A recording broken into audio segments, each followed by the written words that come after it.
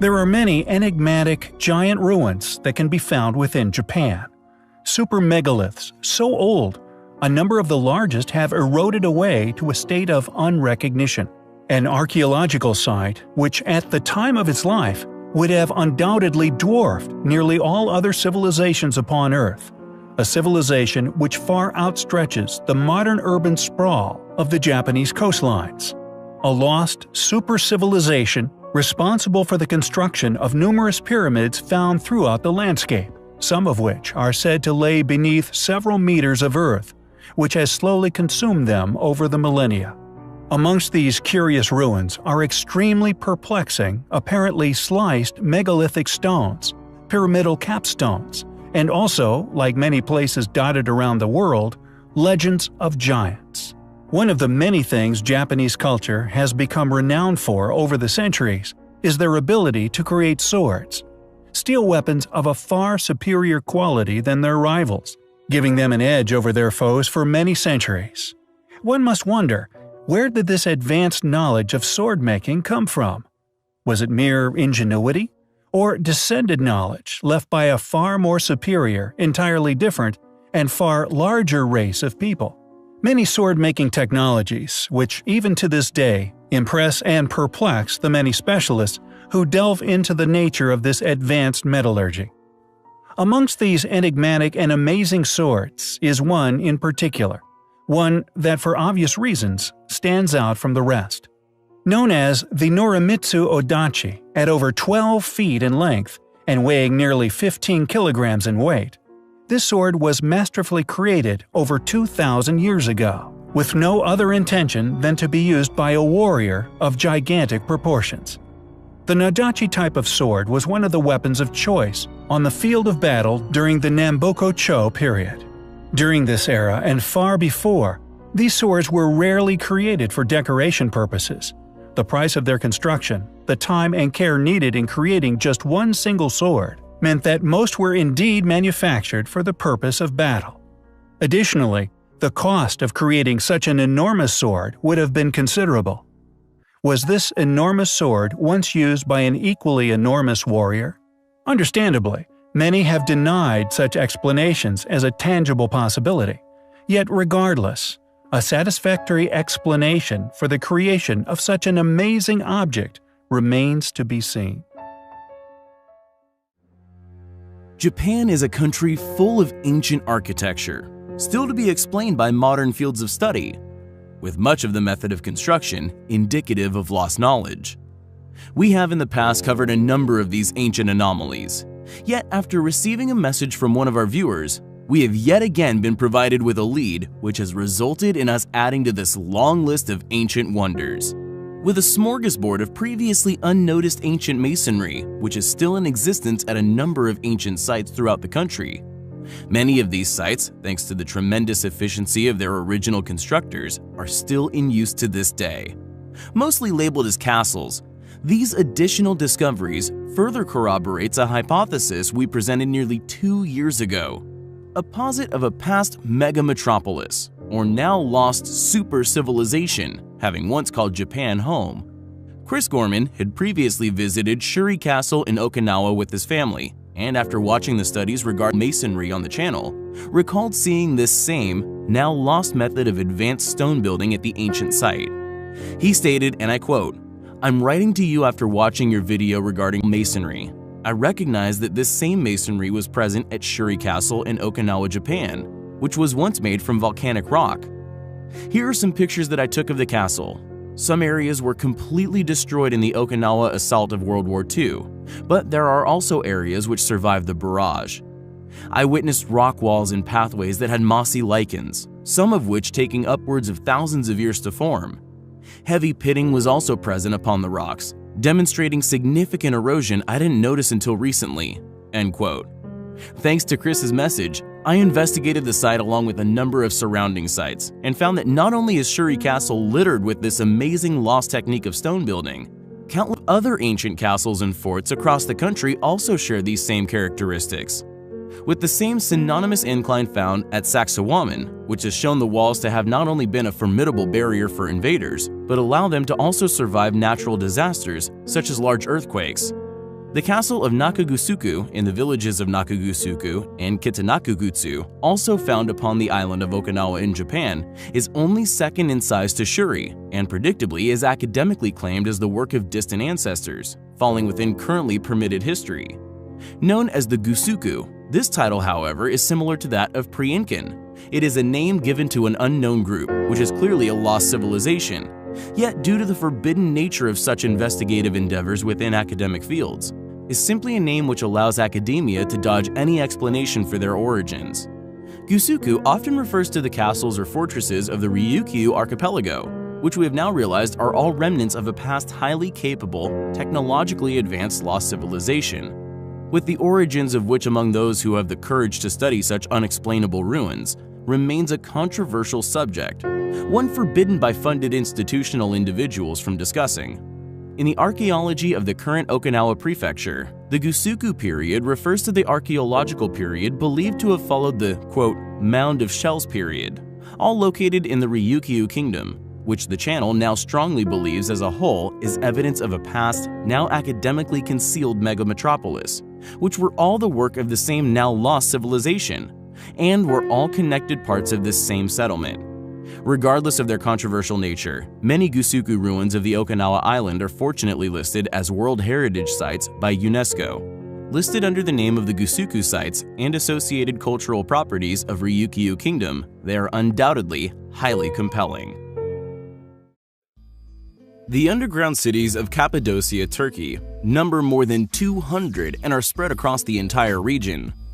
It is highly possible that there is many more lying below the surface, just waiting to be found. Of all the underground cities discovered so far, the most awe-inspiring is perhaps the Derinkuyu city. It was discovered by accident in 1963. When a local family was renovating a house, a wall gave way to reveal a passage that led to this underground network. According to National Geographic, it is 11 levels deep, descending more than 280 feet to the bedrock, covering an area of over 4 miles squared. It includes temples, tombs, shops, living quarters, and even livestock pens.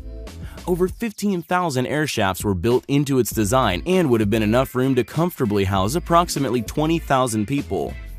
The underground city has extending passages that connected to other neighboring and underground water well systems, providing fresh water. What is especially interesting regarding this underground world is the evidence to suggest that they were hiding from something terrifying. A sophisticated security system consisting of a particular build design, accompanied by numerous gigantic rolling stone blocking doors that would seal the city from the inside. Moreover, its multi-layered design meant that each level could be sealed off from the next level using this same system. Just what were these people hiding from?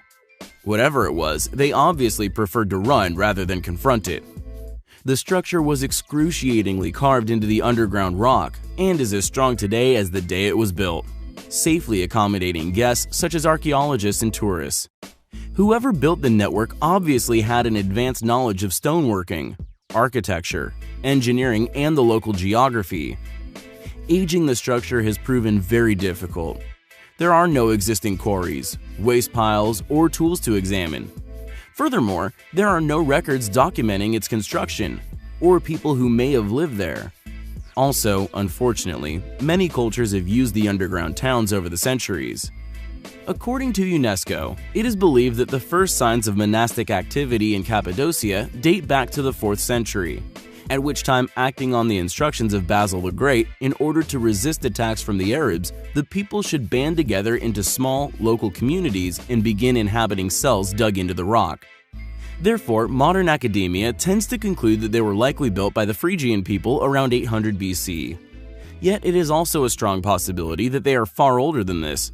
By the bishop's instruction, they are to inhabit, not build. Therefore, it's safe to assume he was aware of their existence, rather than the person who thought them up. Some believe the underground caves were constructed by the very ancient Persian king Yima. Yima, attributed as mythological by many, is said to have had a lifespan of more than 900 years, a common feature of biblical figures as well. The Zoroastrian text Vendidad states that Yima built an underground city on the orders of the god Ahura Mazda to protect his people from a catastrophic winter. Much like the account of Noah in the Bible, Yima was instructed to collect pairs of the best animals and people as well as the best seeds in order to reseed the earth after the winter cataclysm. This was before the last ice age, 110,000 years ago. Hi guys, so today I wanted to share with you an amazing story. It's about a very bright 15-year-old young lad named William Godory. He has found something archaeologists have missed for centuries. The young lad often wondered why Mayan cities were not located near rivers and seemed to be randomly plotted. This is where the boy made a miraculous discovery. He realized that the ancient ruins aligned with star constellations above, and by using Google Earth, he managed to match up 117 ancient Mayan ruins with star constellations, even discovering a set of 3 stars the Mayans clearly held in high regards that we were unaware of previously. I did not understand why the Maya built their cities away from rivers, on marginal lands, and in the mountains, Godory told French-Canadian magazine Journal de Montréal. They had to have another reason, and as they worshipped the stars, the idea came to me to verify my hypothesis. I was really surprised and excited when I realized that the most brilliant stars of the constellations matched the largest Maya cities. By plotting these star locations, William has seemingly discovered the ruins of a very ancient pyramid, accompanied by a city in ruins, untouched by humans for over 1,000 years. As Daniel Delisle from the Canadian Space Agency told Samuel Osborne at The Independent, the satellite images revealed certain linear features on the forest floor that looked anything but natural. There are enough items to suggest it could be a man-made structure, he said. Godory has tentatively named the lost city Ka'ak-Chi, meaning Firemouth, and will be working with researchers from the Canadian Space Agency to get his discovery published in a peer-reviewed journal. He'll also be presenting his findings at Brazil's International Science Fair in 2017. However, in a strange development, a scientist, supposedly, quote, familiar with this Mexican region where the odd city-like features have been discovered, says at least one of them is an abandoned cornfield. How he knows this is unknown. We visited them, and my grad students know them quite well. Anthropologist Geoffrey E. Braswell from the University of California, San Diego's Mesoamerican Archaeology Laboratory told George Dvorsky at Gizmodo. Whether this is an attempt at concealing the finds from the public is unknown, but it is sure to put a halt to a public disclosure of all of Godory's finds at Brazil's Science Fair. There are indeed confirmed lost Mayan cities in this region, 2 only being discovered last year.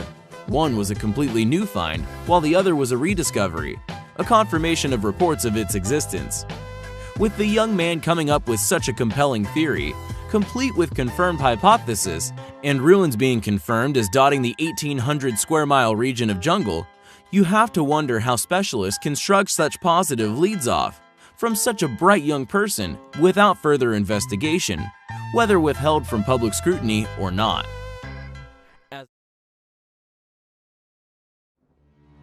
Within a place called Laos, a landlocked country in the heart of the Indo-Chinese peninsula, is probably one of the most confusing archaeological sites on Earth.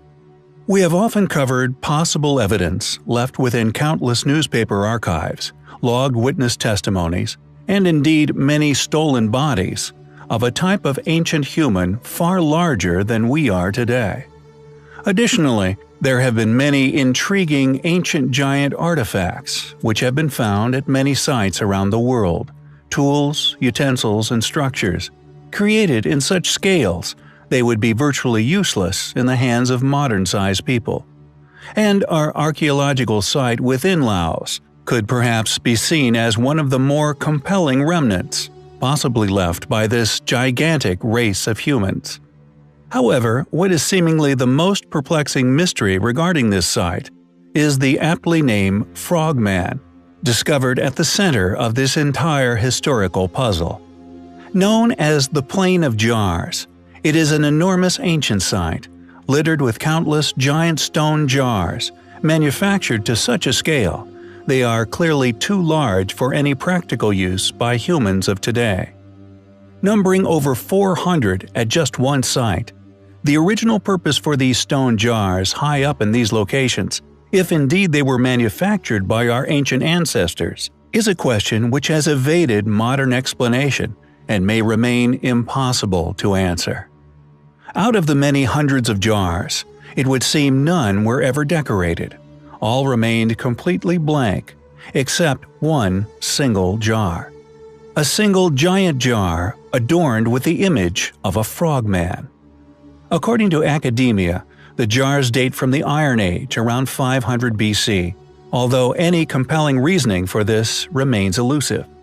It is undoubtedly one of the most important prehistoric sites in Southeast Asia, and it undoubtedly deserves more attention. Who carved these enormous jars? Why make them to such enormous and thus impractical sizes? Where did the stone come from? Or indeed, how were they carried to their final resting places high up on these plateaus? Were they possibly made by a race of giants? Who is our frogman character? Was this single image a signature, left by the original makers of these giant jars? Unfortunately, we may never know. Sardinia is undoubtedly one of the most overlooked areas of ancient interest to be found anywhere in the world. Located within the Mediterranean, it's a large Italian island with 2,000 kilometers of coastline, dotted with sandy beaches. The interior, however, contains some of the most heavily concentrated ancient ruins to be found anywhere. Thousands of structures, known as nuraghes, litter the island. Stone structures masterfully shaped like beehives, often with domed roofs, that from inside reveal the mastery of the original constructors. With the largest and oldest of which, known as Su Nuraghe in Barumini. The nuraghe is a unique feature of the island of Sardinia that, according to mainstream academia, were constructed during the Nuragic Age, between 1900 and 730 BC. However, the nuraghe is not the only compelling ancient ruin to be found upon the island, that regardless of the mundane academic explanation for their origins, are indicative of an enigmatic, highly capable, lost group of ancient beings, locally said to have been of tremendous size. Known as the Giants' Graves, or Tumba de Gigantes locally, the legends that can be found still circulating within the local population tell of giants having once been responsible for these structures, with the graves supporting such claims due to their enormous scale.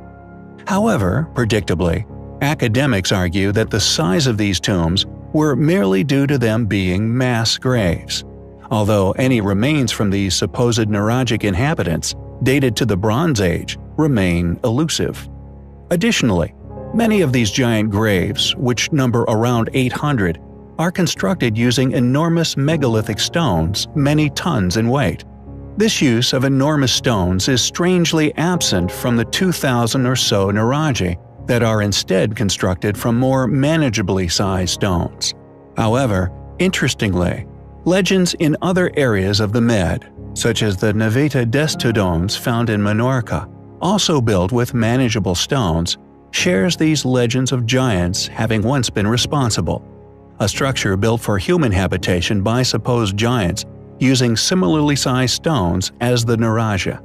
Gantia, found on yet another Mediterranean island called Gozo, shares these same local legends of giant builders. Is it mere coincidence that all of these ancient ruins are found within the same global vicinity as each other?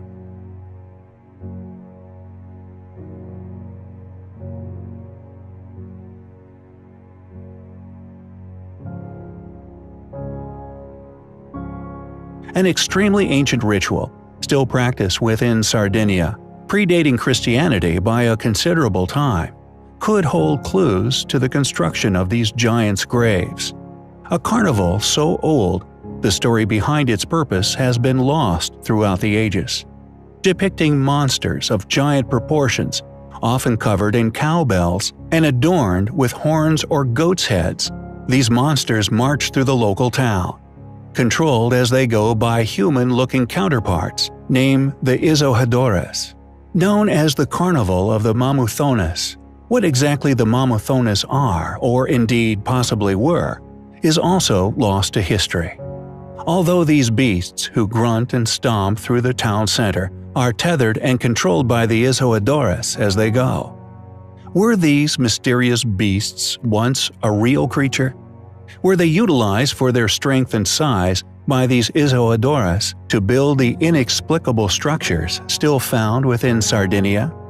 Are these widespread yet openly shared local legends passed down from generation to generation pertaining to giants having once been responsible for Sardinia's intriguing ruins a true story? With the visually stunning ancient ritual still preserved by the Sardinians, clues to the origins of the giants' graves, and indeed the Nurages? We find the spectacle practiced by the Sardinians, along with their local legends surrounding the giants' graves, highly compelling. We recently covered the astonishing archaeological discoveries located within the modern-day Turkey. We discussed the unexplained ancient ruins of Göbekli Tepe, clearly a remnant of a far more ancient, far more advanced civilization than academia would ever allow contemplation of. Additionally, and the focus of the last video, the other ancient gem known as Norsen Tepe, a highly complex, thus highly advanced ancient temple, whose contents indicated no less than 40 additional re-inhabitations of the structure after the original construction, now conveniently hidden under several meters of water, submerged during a dam building operation. Why this operation was undertaken, or indeed why this site in particular was chosen for flooding, may become apparent with our next place of interest. It seems that some of the sites within Turkey have revealed some extremely well-preserved, extremely ancient artifacts left by numerous as yet unknown civilizations. And although these finds have seemingly been concealed from mankind, fate is seemingly on our side. Ironically, a site of complete opposite characteristics, having not been touched or re-inhabited for untold millennia, has also been unearthed within Turkey. Alaçahoyuk, a site on the surface perceived to have been a primitive archaeological ruin dating back to 2350 to 2150 BC, over 4,000 years ago. And yet, upon deeper exploration, an analysis seemingly undertaken too late for academia's dating has shown that the site possesses evidence of the same lost technology, or more specifically, advanced knowledge of stone construction found at many other ancient, unexplained sites around the Earth, like Sacsayhuaman, a site we also covered previously. It must be clear to everyone that academia's dating of these sites is not accidental. Was the dating too hastily concluded?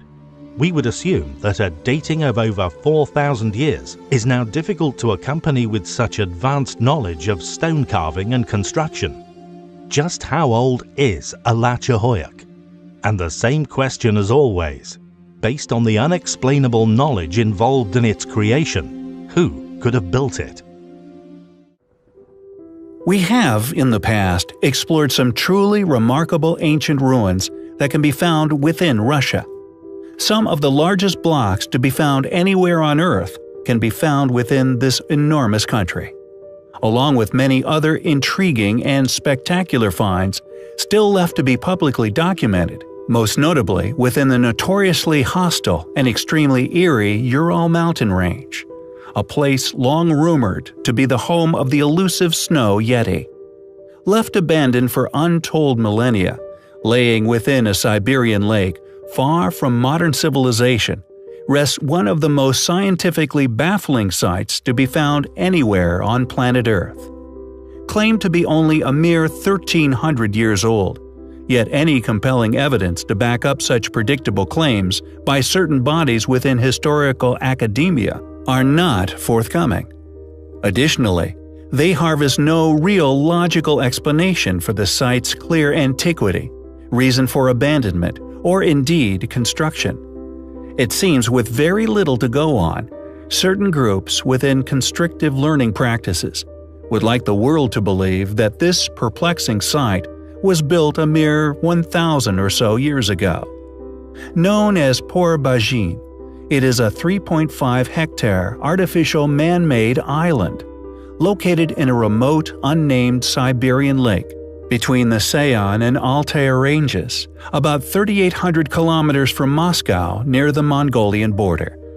The site was first discovered in 1891, and the purpose of the island has still not been explained over a century later.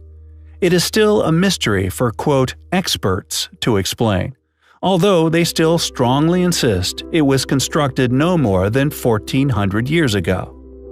An in-depth archaeological exploration took place in 2007, with archaeologists discovering clay tablets of human feet and faded colored drawings on the plaster. These were subsequently used to date the site to quite recently within antiquity, allowing experts to say that the island was built during the period of the Uyghur Khaganate between 744 and 840 AD.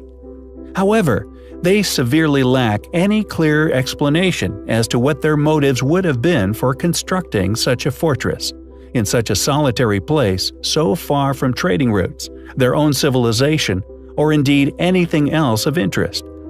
As with many other confusing and as yet unexplained ruins around the world, the archaeological strata most preferred to academia's currently upheld story, in regard to chronological events, will always be preferred, and the controversial and often strong evidential datings are ignored or destroyed. Is Port-Bajin a far older and once far more advanced site than we are led to believe? With the advances in technology allowing us to venture further and further into the wilderness, it is only a matter of time before a self-funded, inquisitively minded individual gets a chance to take a really good look at this amazing place. Most people have never heard of Pareidolia, but nearly everyone has experienced it. Anyone who has looked at the moon and spotted two eyes, a nose, and a mouth has felt the pull of Pareidolia. It's the imagined perception of a pattern or meaning where it does not actually exist, according to the World English Dictionary. It's picking a face out of a knotted tree trunk or finding zoo animals in the clouds. German design studio Onformative is undertaking perhaps the world's largest and most systematic search for Pareidolia. Their Google Faces program will spend the next few months sniffing out face-like shapes in Google Maps. This phenomena of seeing faces was also attributed to the very famous face of Cydonia that was found on Mars. The face was first imaged in detail by the Viking 1 and Viking 2 orbiters. 18 images were taken by the orbiters. Viking 1 launched on July 20, 1976, and Viking 2 orbited Mars on July 25, 1978. The striking likeness the apparent natural formation had to a face allowed the image to quickly gain notoriety around the world. The possibility of ancient ruins being on Mars is not a hypothesis held by modern science. And it is certainly not a scenario that NASA endorses. Neither does any other space-going nation appear to have any interest in investigating the possibility. Many conspiracies have surfaced over the years regarding covert operations, in search of exactly such ruins on our neighboring planets. Many claiming black operations have occurred, such as an Apollo 20 program, with some rather convincing CGI hoaxes subsequently being created. Regardless, what a number of authentic researchers have managed to accomplish by just studying imagery of Mars and also of historical knowledge of the region held here on Earth is quite remarkable. Subsequent orbital imagery of the Cydonia region of Mars have attempted to debunk the face as just being a product of light angle. However, thankfully, people did not let these debunking efforts dissuade them from further investigations of the area. Some researchers who were versed in the works of Zecharia Sitchin connected the location to the possible burial site of a king. Recorded within the 10th Sumerian tablet, Sitchin had apparently translated a passage regarding a god known as Alalu, who requested upon death to be buried where he would be able to peer into space gazing upon Earth forever. Although many claim Sitchin's vague understanding of the writings may have led to mistranslations, Sitchin became convinced that this 10th tablet also laid claim to the king being the constructor of the pyramids. People who knew these fragments of information actually connected a network of apparent extremely ancient pyramidal ruins resting very near to the face. These remnants of once great structures undoubtedly align with the star constellation of Pleiades. What is astonishing is that these ruins would not have been discovered without Sitchin's translations. Was Sitchin right all along? Is this really proof of ancient ruins on our nearest neighbor? The alignments are certainly compelling and must be more than just coincidence. As always, thanks for watching, guys, and until next time, take care.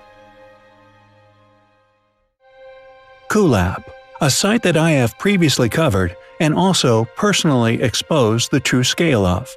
Seemingly, or more than likely deliberately overlooked by academia, Kulap not only possesses an enormous ancient wall which surrounds the entrance to the site, which according to academia was seemingly placed upon the plateau of a naturally formed hill.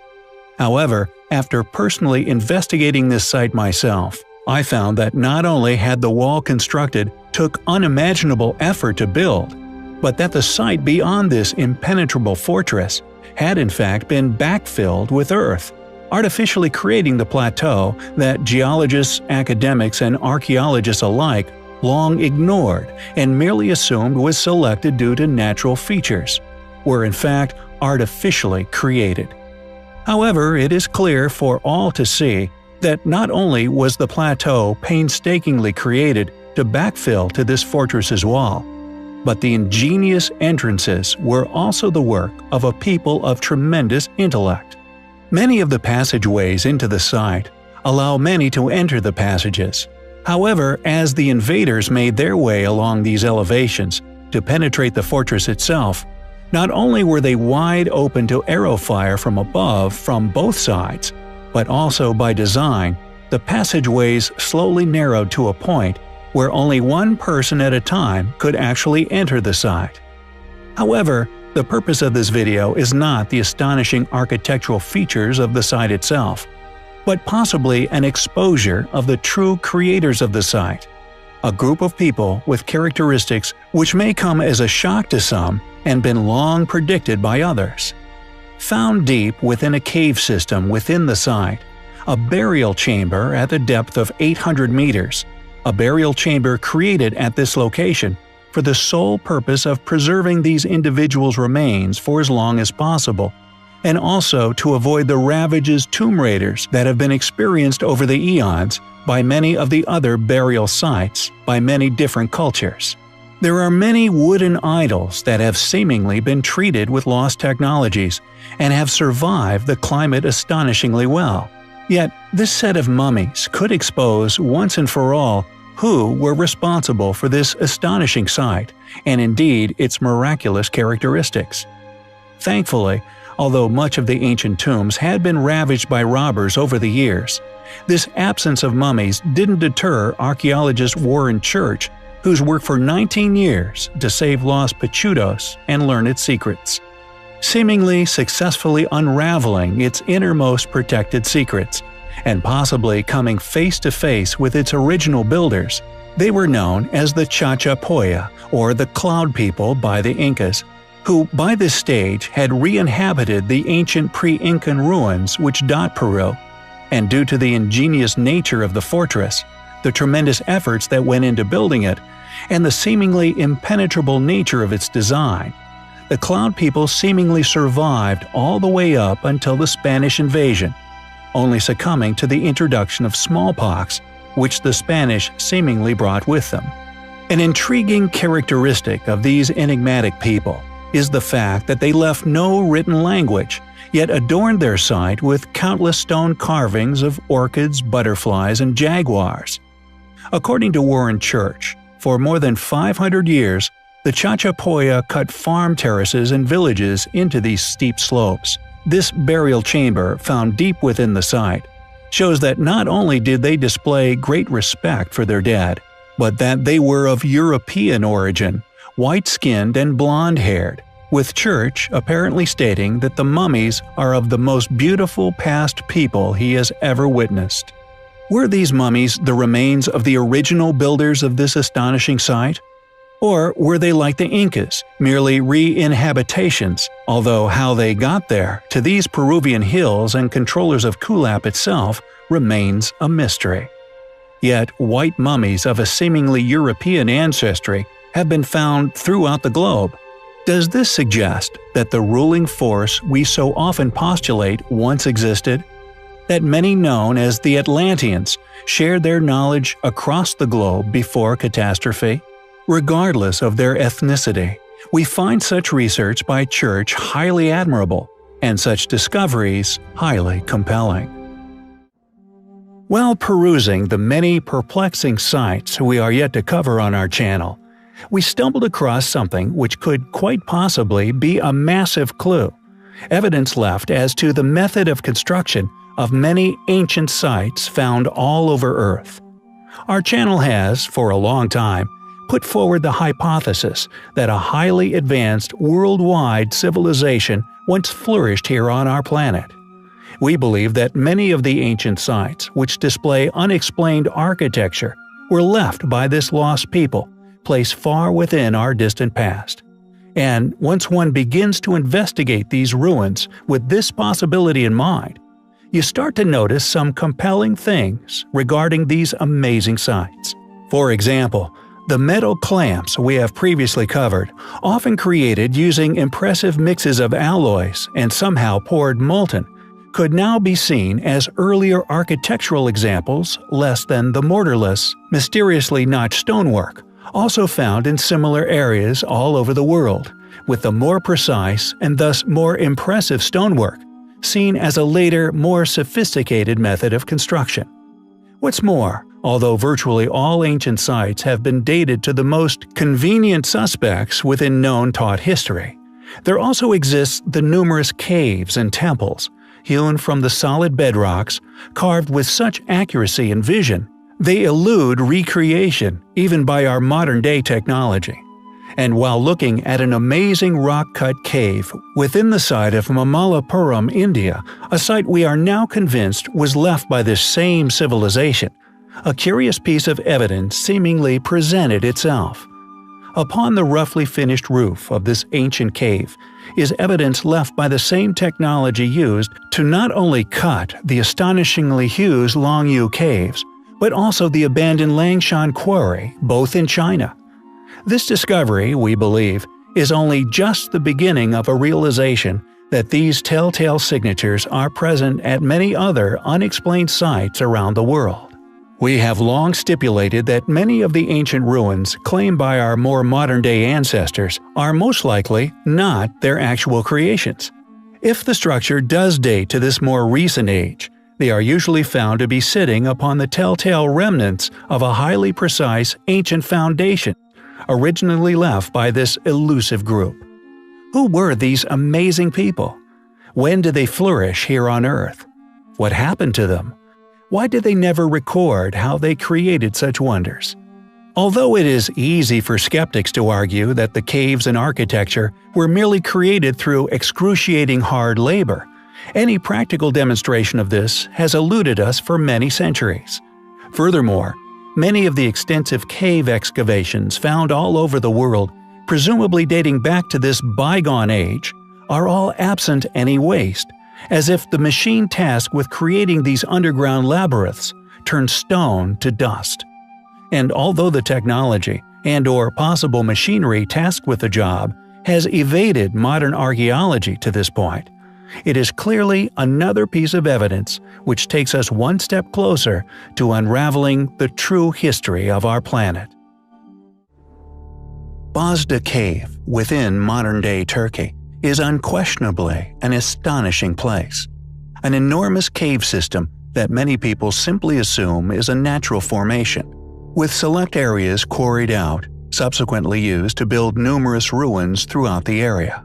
However, what many people have seemingly overlooked, and we presume funded academics have deliberately ignored, are the signatures left all over the stonework throughout the network of caverns, strongly indicating that this huge complex was once, somehow, hewn by ancient man.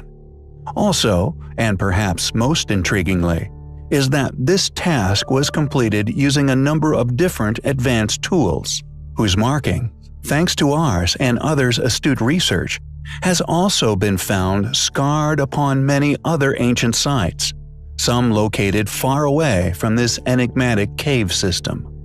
The stone, once quarried out to create this enormous cavern, subsequently located as having been used to create a number of remarkable precision-cut monuments, including a once existing wall which surrounded an ancient site known as Hairan. Additionally, due to the realization of this quarried stone having been used in Hairan, In addition to our own previous research, we have successfully linked Bazda to yet more ancient ruins, all dated to vastly different eras within history.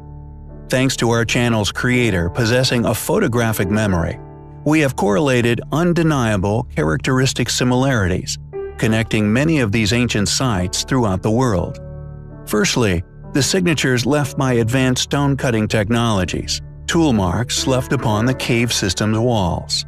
Scars upon the stonework, which are present at many other sites, Baalbek in Lebanon, Petra in Jordan, Yangshan Quarry within China, and at least 2 rock-cut monuments within India, the roof of a precision-cut cave, and an unfinished temple known as Veduvan Koil. This crescent-shaped scarring, often of an overlapping fashion, we feel is reminiscent of scars left by modern-day tunnel boring equipment.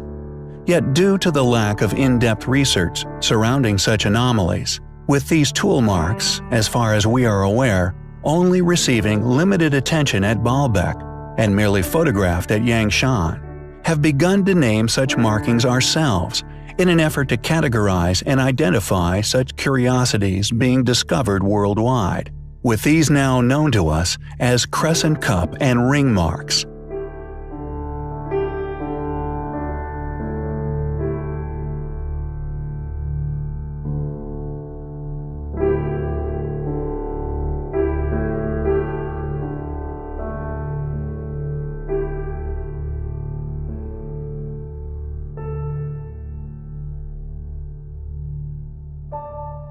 The second form of scarring, found upon much of the cave's roof, now known to us as groove and ridge markings, are distinctly different in form and appearance to the crescent cup and ring marks. These rows of grooved scars, however, are identical to those found in plain sight upon the unfinished obelisk located within Aswan Quarry, Egypt. A stone monument well over 1,000 tons in weight, which has long been academically argued as having been abandoned where it lay, due to a fault line discovered during the quarrying process. However, interestingly, others have presented strong evidence that this crack appeared later within history. A fellow alternative researcher, Chris Dunn, argues within his book Advanced Technology in Ancient Egypt that the crack happened later on in the obelisk's life, and that the monolith was abandoned before the fault appeared.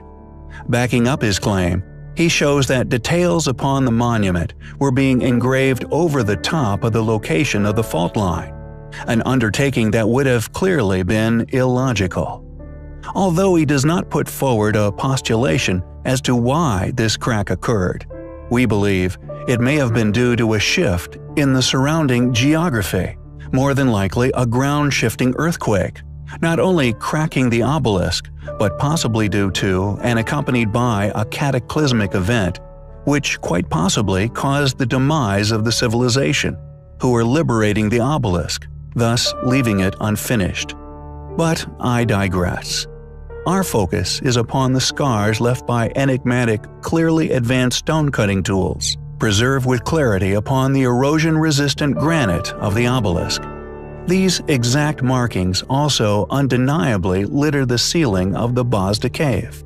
Additionally, these groove and ridge marks are also found upon the megalithic, often polygonal stonework within Peru, at Cusco, the fortress of Sacsayhuaman, and Machu Picchu, to name but a few. The third set of signature scarring upon the cave stone walls links Bazda Cave to another similarly gigantic artificially created cave system, known as Longyu Caves, located within China. Once an undoubtedly immense excavation, yet the quarried stone from this undertaking has never been located. Millions of tons of stone seemingly vanished from the face of the earth. However, thankfully, the quarried stone from the Bazda cave systems, as mentioned, was utilized and located. However, the civilization responsible for shaping these quarried stones at Haran were unquestionably responsible for several other sites found around the world. YouTube channel New Earth, first linking these curiously shaped stones to Nimad's fortress on Mount Hermon, with Jerash in Jordan, with us continuing this trail of connecting ancient dots, thankfully due to the uniqueness of stonework. Let's compare the Nimrod fortress with this historic city in Jordan, which according to mainstream sources was conquered by the Romans, and they built their typical Roman architecture consisting of columns and so on the top of the older ruins. So here they are assuring us that the Nimrod style large blocks are pre-Roman. Now, those very same blocks, when they are in Baalbek, they are telling us it's Roman. In the Temple Mount, they are again assuring us that they are some 2000 years old. In Bosnia, they are telling us they are 3 or more thousand years old, and of course they are built by some obscure, unknown tribe, of which even the name they had to fabricate. Enabling us to link the Royal Kurgan in Crimea to New Earth's discoveries, and now to the ancient ruins of Haran in Turkey.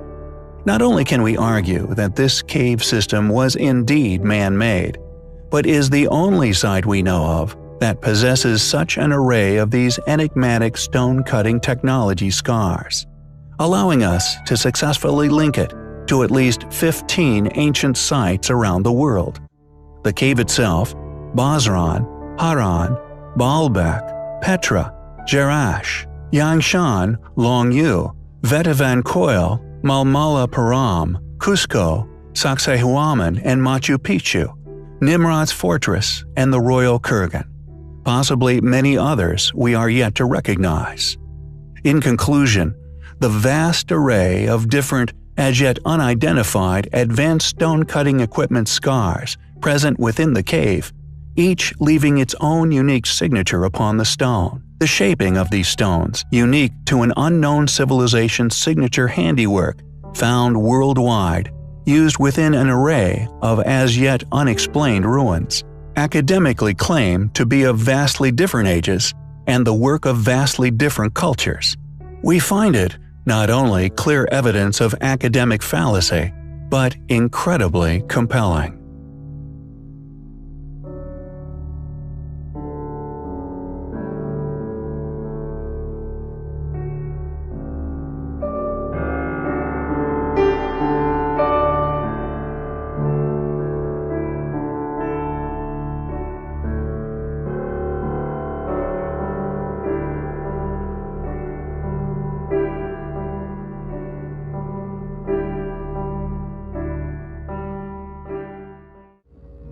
Due to the rigidity of academic opinion regarding the history of man, many sites are stubbornly attributed to civilizations that were simply incapable of their construction. Mausoleums, temples, and other structures found all over the world, often carved straight out of the bedrock with such artistic vision and accuracy, they rival even the artistic masterpieces created during the Renaissance. Temples such as the Kailash, among many others found within India alone, that were somehow carved straight out of rock hillsides with stunning precision. Such astonishing feats of ancient stonework that to claim they were created by the currently academically attested cultures, we feel is absurd. Not only are many of these ancient, unexplainable structures built with the utilization of seemingly impossibly huge megalithic blocks, but they also display masonry techniques and refined stone carving that we believe the only logical explanation for their origins is that of a once highly capable, technologically advanced civilization's workmanship. For example, our recent research surrounding the Bazda cave system, the confirmed quarry for the nearby ancient ruins of Haran, with a focus on the stone-cutting tool marks found within, and indeed the easily identifiable shape of the blocks built from this undertaking, we perceive as a possible missing link now connecting a vast number of ancient ruins around the world. Due to it being confirmed as the quarry for Haran, and the unique shape of the stones used in the construction of the site, we have been able to link this signature style of block cutting to many other sites around the globe. With the astonishing ancient rock-cut structures found at the site known as Myra, now also identified as one of these sites, predictably claimed as tombs by academia. And although there is no substantiated written reference for Myra existing before it was listed as a member of the Lycian League in 168 BC, the stonework still existing at the site, thanks to ours and New Earth's efforts, could be seen as that of the same as many other ancient sites, also possessing these signature blocks found at Hassan, which we strongly feel, due to a large amount of evidence, as having a pre-Diluvian origin. These identifiable features most notably found within the theater of Myra, and although the flooring has been robbed out, which we presume was once polygonal, just like that of the flooring found still existing at the ancient amphitheater of Delphi. Additionally, the precision with which these pertained tombs were cut into the sheer cliff face is to us clear evidence of a civilization's work far more capable than that of the academically claimed builders, the Iron Age Lycians, or even the Greeks. We suspect, like the many other incredibly built ancient sites around the world, this site was merely re-inhabited by later civilizations, utilized and indeed claimed as their work, not only due to an absence of documentation of their existence prior to this habitation, making academia's claim to their creators an easy assertion to make, but also due to the perceived illusionary capabilities that these monuments would have lent to the Greeks, and prior to them, the Lycians' architectural skills. There are two necropolis of these rock-cut temple fronts found at Myra, the first being the river necropolis, and the second being the ocean necropolis. The best-known tomb in the river necropolis is the Lion's Tomb, also called the Painted Tomb. This name given to the tomb by traveler Charles Fellows, who in 1840 found the tomb to have still been colorfully painted in red, yellow, and blue. Lycia is known to history since the records of ancient Egypt and the Hittite Empire in the Late Bronze Age. It was populated by speakers of the Luwian language group. Written records began to be inscribed in stone in the Lycian language after Lycia's involuntary incorporation into the Achaemenid Empire during the Iron Age, with ancient sources indicating that an even older name for the region was Alope. How can academics continue to claim that such precisely cut stone structures were the work of such primitive cultures? We believe it to be far more logical to presume that these precision-cut structures were already in existence during these eras, and probably the reason for the area's initial inhabitation.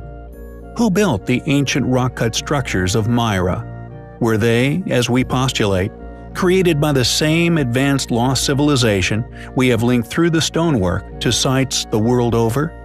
It is undoubtedly an incredible location, with particular identifiable features, which we find highly compelling. After many years exploring the remnants of a past highly advanced lost civilization, a civilization who after extensive study we have identified fingerprints of on literally every continent on Earth, whose identity we have relentlessly searched for, we now feel, after several astonishing realizations, that it may have been right under our nose this entire time. A civilization that, no matter which ancient ruin you find yourself within the world over, undoubtedly vanished during a mysterious event, coming to an untimely demise at the hands of a possible cataclysm, with many theories surrounding a great flood of biblical proportions. As most of you will be aware, there exists legends of a mysterious civilization, which seemingly shares these rumors of demise, yet the connection between them, as far as the general population is aware, has never been made. A civilization that many a scholar has concluded was not only a highly capable, technologically advanced and highly intelligent group, but was also hell-bent on world domination. This civilization is most commonly known as the Atlanteans. Illogically, however, regardless of the immense study of this group traveling far and wide in pursuit of this world control, we have only ever been told of them existing upon a single mystical continent, a place that has been searched for by countless people for over 2,500 years. Yet, predictably, academia staunchly deny any existence of this past culture, or indeed its influence upon a now lost part of human civilization. However, we feel this is a clue which will support our following assertions. Researchers and scholars worldwide have discussed Atlantis for many years, proposing a number of theories and personal opinions as to its past location. A theory of a single continental inhabitation we now feel has been a successful red herring, leading many a talented investigator down an inevitable dead end. Ken Feder, professor in archaeology, however, suggested several things regarding Atlantis in his book Frauds, Myths, and Mysteries: Science and Pseudoscience in Archaeology. Professor Ken suggested, as a result of extensive exhaustive study, that the Atlanteans were incredibly sophisticated, yet perceived as an evil culture that attempted to dominate the world by force. Professor Ken portrays the Atlantean civilization as an evil and war-based civilization, whose only goal was conquest, a hypothesis we feel we can not only support, but extend upon with a large volume of our own research. A Swedish scientist and writer called Olaus Redbeck proposed a rather interesting theory. Between 1679 and 1702, he wrote a 3,000-page treatise comprising a total of 4 volumes called Atlantica, in which the author attempts to suggest, and indeed prove, that Sweden was Atlantis, the cradle of civilization, and that all human languages evolved from Swedish. We do not confirm nor deny this hypothesis, but we do feel, regardless of where the Atlanteans originated from, they were not existing upon a single mystical continent that sunk into the abyss, but were indeed the dominant force which could be found settled throughout the world. Through our own continuing extensive research of ancient ruins around the world, and the numerous links that we have individually made surrounding these particular ruins, technological characteristics, similarities in building techniques, and unexplained architectural advances, we have concluded that these technologies were shared, not constructed by the same group, but shared as if by a dominating force. Varying from continent to continent in style, with slight alterations present in the techniques involved in the construction of many still surviving sophisticated ancient monuments. We have found, and indeed proven beyond doubt, that there is indeed undeniable links between the technologies used in their construction. For example, the enigmatic tool marks found upon megaliths are uncannily similar. The techniques used to build such monuments, such as metal clamps, although varying in shape and metallurgy, the actual knowledge behind such advancements seems to have been shared by a controlling ruling class, who we now feel matches the known identity of the Atlanteans, the only logical culprit, supported by historical rumor of their technological dominances, the only suspect present within ancient historical accounts, and although these scholars search for a particular continent, we feel we can argue were present on nearly all. Interestingly, there once existed an unquestionably important historical depiction found upon a Mayan plaque, showing the extinction of this mythical advanced civilization at the hands of supravolcanic eruption and a resulting deluge. We hypothesize, and we feel quite logically, that Atlantis sunk due to a worldwide cataclysm, and although they may have indeed originated from a specific location, Atlantis was not a single continent, but the pre-Diluvian world, thus can be identified as the worldwide advanced civilization we have searched for, and regardless of our own continued research, which supports the existence of a civilization that does indeed match their description, Clues have also been left to us regarding this possibility throughout history by some of the greatest philosophers to ever live. If, for example, a supervolcanic eruption was to occur, possibly triggered due to naturally occurring increases in solar energy, possibly a cyclical characteristic of our own sun, then this gigantic plume of ash would plunge the Earth into complete darkness for an unknown duration, possibly triggering an ice age. However, immediately prior to this plummeting of temperature, a dramatic increase in worldwide temperature would be experienced due to this belch of volcanic activity. This dramatic rise in global temperature would melt the ice caps at an incredible pace, flooding the Earth and thus giving birth to the legends of the sinking of Atlantis and indeed the biblical flood. This once existing artistic depiction of this event, created by a surviving Mayan artist, not only shows the eruption of a gigantic volcano, but a man in a boat attempting to escape this event, rowing away hopelessly into the rising deep blue ocean, surrounded by drowning parties, and a sinking landmass covered in ancient pyramids which can be seen behind. This landmass, according to the artist, was known as Aztlan, which translates to English as Atlantis. Our theory that Atlantis was not one continent, but the actual demise of this worldwide advanced civilization, and indeed the world as they knew it, which sunk dramatically, subsequently reformed by this dramatic melting and freezing over the duration of mere weeks or even days, is also supported by a clue left by Plato. According to Plato, and indeed Greek mythology, Atlantis was protected by the god Poseidon, who, for some unexplained reason, made his son Atlas king of this mythical land.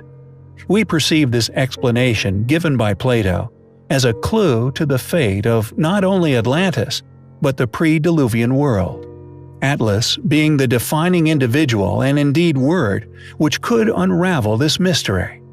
Is it mere coincidence that Atlas is incredibly similar in lexical similarity to Atlantis, and also that it is the name given to the map of modern landmasses and indeed the oceans of our modern world? Could this making of Atlas as king by Poseidon, claimed by Plato, be an admittance to an awareness of the Atlanteans' fate by Plato himself, with Poseidon deciding the fate of Atlantis, the god of the sea, earthquakes, and thus cataclysm? Has this mythical continent of Atlantis never been found because we have already found it? Proof of their existence, and indeed inhabited landmasses, being all the existing advanced ancient ruins we so often cover here on our channel which escape explanation, surviving above the waves. Not only has the ancient pyramids been found to have once been submerged under several meters of seawater, but countless other ruins we have covered also share this intriguing characteristic. Are we looking at the past existence of the Atlanteans every time we explore an as yet unexplained advanced ancient ruin? The instructors of these ruins, the font of this knowledge, having been the Atlanteans themselves, who, just like the legends tell of, met their untimely demise at the hands of a great deluge? We find the evidence to suggest such highly compelling. Mersin, a large city and port on the Mediterranean coast of southern Turkey with some extraordinary ancient ruins. Named after an aromatic plant, Myrcene, a genus of the myrtle plant family, a plant which has a deep and mysterious historic relationship with humans, still to be found growing in abundance in the area. A place which 17th century traveler Eviaci Liber wrote of, noting an ancient clan named Marcinoi Liber, presumably also named after this special species of plant. Excavated by John Garstang, who managed to examine 23 levels of occupation at the mysterious ruins. According to academia, the ancient fortifications found at the location were put up around 4500 BC, with the site, like so many others we have covered over the past 2 years, abruptly abandoned at some point within antiquity. that although obviously due to a cataclysmic event far before 4500 BC, is a date argued by funded academics worldwide. Our recent video explaining our own conclusions of this being due to natural cyclical solar activity, subsequently triggering volcanic eruptions, which in turn triggered great floods and a possible ice age. It seems struck a chord that some do not want resonating, with it being aggressively dismissed by a volley of objections, coming from several directions and sources. Our own thesis, based upon personal, exhaustive, and detailed exploration, often accompanied by our own personal discoveries at sites the world over. Discoveries never before made or indeed publicly shared. Often intriguing connections linking these ancient sites with each other. Our theory regarding their demise, however, has been attempted to be dismissed, seemingly en masse, in favor of a comet impact, with most of mainstream media, including Nat Geo and indeed the Smithsonian, not forgetting a certain suspiciously successful YouTube channel, which we shall not mention the name of, who we now perceive as controlled opposition to our own hard-earned discoveries and conclusions thereof, releasing a volley of opposing claims shortly before and immediately after our own release of information surrounding our solar hypothesis. This released within our video concerning Atlantis being that of the pre-Diluvian world, rather than a single continent, with these mainstream entities pushing an opposing theory in unison, relating to a conveniently timed discovery of a comet impact crater in Greenland. Additionally, we also believe we have unraveled, after some contemplation, their motivations for attempting to conceal solar activity as being the original causation. Yet, we will leave it up to you to decide why these ancient sites worldwide were seemingly all abandoned.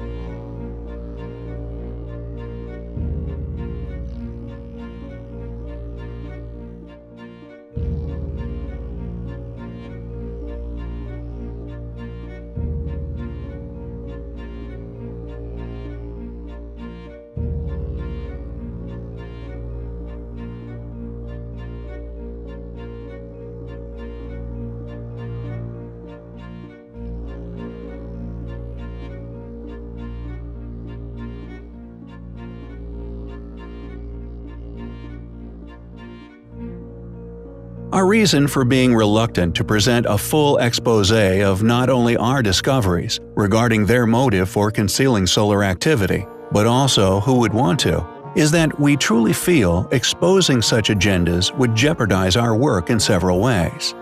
We may digress, however, if we continue our work along the same path.